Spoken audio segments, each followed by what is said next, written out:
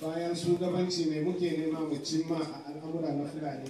Tun zamanin shugabanci shugaban ƙasa Muhammadu Yar'adua, Umar Musa Yar'adua, muna fafutuka muna neman gwamnatin tarayya ta yi wa fulani ministry nata. Ministry wanda za ta duba ta taimaka wa fulani. Idan aka tashi, idan ana neman ministry, idan ana neman matsala ta fulani za a je gurin wannan ministry. Alhamdulillah Jonathan ya zo, mun fara tafiya da shi, mun fara rubuce-rubuce. Allah ya kaddara Jonathan bai mana ba.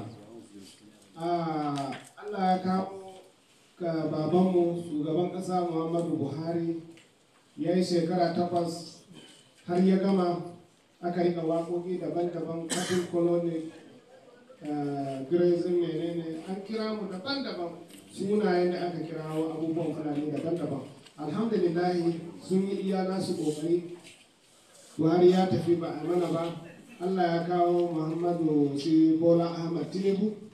Yayin da muka fito muka goya wa Bola Ahmed Tinubu, mun ce muna so ya zama shugaban ƙasa, in Allah ya da zai zama alheri gare mu. Mutane sun zage mu, sun tsine mana, mutane sun gaya mana abubuwa daban-daban. Wasu ce mun karɓi kuɗi, wasu ce mun yi abubuwa. Alhamdulillah Allah ya san niyyarmu a kan al'amura ya za a yi fulani su ci gaba. To alhamdulillah yau gwamnatin Bola Ahmed Tinubu a ƙarƙashin shugabancinsa an ƙaddamar da ministry na fulani. Kun ga an mana ba zata. To alhamdulillah za mu ce ba mu yi asara abin da muka yi a baya ba. Don haka wannan ministry muna goyon bayan shi 100%. Muna kuma goyon baya a duba mutanen da za a sa a ƙarƙashin wannan ministry. Kar a zamanto a yi rijiya ta ba da ruwa guga ta hana. Ya kamata ɗan jarida su fahimci wannan. Guga rijiya ta ba da ruwa amma guga ta hana. Don haka a duba mutanen da za a saka a wannan ƙarƙashin ministry nan. Muna goyon bayan ministirin 100%. Idan ma duk anyamuri ne kowane kabila za a sa a wannan, inda zai ma fulani adalci shi muke. Bacin hakan nan akan harkar kungiyoyin fulani a Najeriya. A Najeriya yau senator yana so ya zama shugaban fulani. Tsohon gwamna yana so ya zama shugaban fulani. Tsohon sarki yana so ya zama shugaban fulani. Senator mai mulki yana so ya zama shugaban fulani. Wasu masu mulki suna so su zama shugaban fulani. Abin da ya jawo haka kuma ana gani da cewa fulani su ne ake amfani da su a harkar siyasa. To kada mu yadda a yi amfani da mu a harkar siyasa, a yi da mu a harkar siyasa amma a al'amari mai kyau. Kada a samu mu yi abu wanda ba mu san kansa ba mu je mu. Kamar ra'ayinmu akan wannan protest wanda ake so a yi ko zanga-zanga wanda ake so a yi, mu ba mu san da maganar abin da ake nufi da zanga-zanga ba. Mu ba mu san abin da ake nufi da zanga-zanga ba. Matsalar da muke da shi wanda fulani suke da shi tun lokacin da aka dawo da mulkin demokuraɗiyya zuwa yanzu, tun lokacin da sojoji suka bar mulki har zuwa ga yanzu, wahalolin da fulani suke sha ya ishe su da dukkan wani al'amari. To don haka muna tunani ya za mu yi mu fita daga cikin wannan matsalar da muke ciki, bara mu sake tsoma kanmu a matsala ba. Domin mun iya tunawa masifu ta faɗa mana daban-daban a fulani a Najeriya, amma shiru kake ji kamar an suka dusa. Mutane arewacin Najeriya da kudancin Najeriya ba mai magana. Taskun da fulani suke sa a Zamfara, Katsina da Sokoto da Kebbi da sauran gurare, wahalhalun da fulani daji suke sha ya ishe mu ji da wannan. Don haka muna goyon bayan a yaƙi duk wani al'amari wanda ya shafi ta'addanci a Najeriya. Amma yayin da dukkan hukumomin tsaro za su gudanar da yaƙin su tare da masu ta da zaune tsaye, su yi a hankali domin gidajen 'yan uwanmu makiyaya a daji suke. Mu ne wakilan 'yan uwan fulani makiyaya wanda suke daji. Abinda muke bukata har kullum fulani a rika mana adalci. Idan ba fulatani ya yi laifi, mutum ɗaya da ya yi laifi, kada a je a tattara da wanda bai yi ba bai gani ba ya je a tayyaki shi akan ana neman mutum. A ƙarshe muna godewa majalisar gwamnatin Najeriya, gwamnatin tarayya, ministocinsa da duk wanda suka ba da shawara aka kirkiro wannan ministry, muna godiya gare su kuma muna tare da su. Kuma za mu ci gaba da biyayya da dukkan wani abin da aka gudanar da shi akan abin da zai taimaka ma 'yan Najeriya da kuma musamman ta ma Fulani.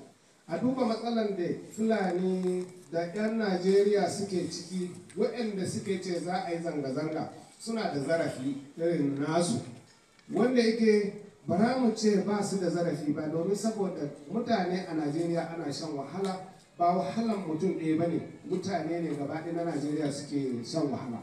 Ba ma so, muna kira ga duk wanda za su ta da wannan zanga-zanga kada su yi amfani da wannan zanga-zanga su mai da shi siyasa na ɓangare ɗaya, domin saboda abu ana iya tada shi amma ba za a iya sani inda zai tsaya ba. Don haka harkawanmu shugabannin Fulani a duk inda suke, mu yi taka tsantsan ga duk sar mana da ra'ayin da ake so a yi akan abin da ya shafi zanga-zanga. Mu mai da hankali ga kira ga gwamnonin Najeriya da su kwaikwayi abin da Umar Bago, gwamnan jihar Neja, ya yi. Shi ne gwamna na farko wanda ya fara kaddamar da ministry na Fulani a Najeriya. Gwamnoni madadi mu mai da hankali, ina za a je a yi zanga-zanga, mu tunkari camomi na jihohi, ku tuttuɓi gwamnoninku, mu ma za mu taimake ku, za mu rubuta musu takardu su kirkiro ministries irin wanda gwamnan jihar Neja ya yi. Allah ya saka musu da alheri, Allah ya taimake mu. Yan jarida mun gode kwarai da gaske, har kullum a rika yi mana abin da muka faɗa shi za a je a rubuta, kar a canja mana ra'ayi ko kuma a canja mana al'amari. Assalamu alaikum, mun gode. Da girma shugaban kungiyar ne ta Allah. An daɗe ana samun saɓani tsakanin makiyaya da manoma, musamman a yankin arewa ta tsakiya, musamman a jihar Benue, wanda ta kai ga saɓani da dubbannin Fulani suka kaurace wa jihar Benue sakamakon dokan da gwamnatin jihar Benue ta sa. To a har yanzu ga shi kusan za a iya cewa gwamnatin tarayya ta amince da samar da ma'aikata na kiwo a faɗin Najeriya. Wani dama kuke da shi da za ku yi ƙoƙari manoma makiyaya su amfana da jihar Benue, inda za su samu saukin barnar rayuka da asarar dukiya da ake shekaru? To a jihar Benue dama Allah ya jarrabi jihar Benue da mahaukacin gwamna wanda ya daɗe yana neman fitina, amma Allah ya kawar da shi a jihar Benue. Shi ne tsohon gwamna Samuel Otom, wanda ya rike gwamnati bai da basira, har gwamnatin ta ƙare bai samu basira wanda zai gudanar da mulki ba, ya tsaya yana harhaɗa rigima. Allah ya kawar da shi, ba shi ne akan wannan mulki ba. Idan duk mai bibiya a yanzu a jihar Benue, Fulani suna nan suna hakansu a jihar Benue, suna kiwon su tare da tibabai ba tare da wani matsala ba. A kuma a Najeriya ban yi tsammani akwai wata jiha guda ɗaya wanda za ta iya hana Fulani su yi kiwo ba. Duk ba fitukan da muka yi, mun je kotu, mun je an gurare daban-daban da gwamnatin jihar Benue akan abin da ya shafi wannan dokan nashi wanda za a yasa. Amma alhamdulillah, babbar magana, tsohon gwamna ya tafi, sabon gwamna ne, kuma muna kan neman lalubar hanyoyi da fahimta juna tare da wannan gwamna wanda yake kan gwamnan jihar Benue a yanzu, don mu zauna lafiya, Fulani su zauna lafiya da sauran turare a wurin.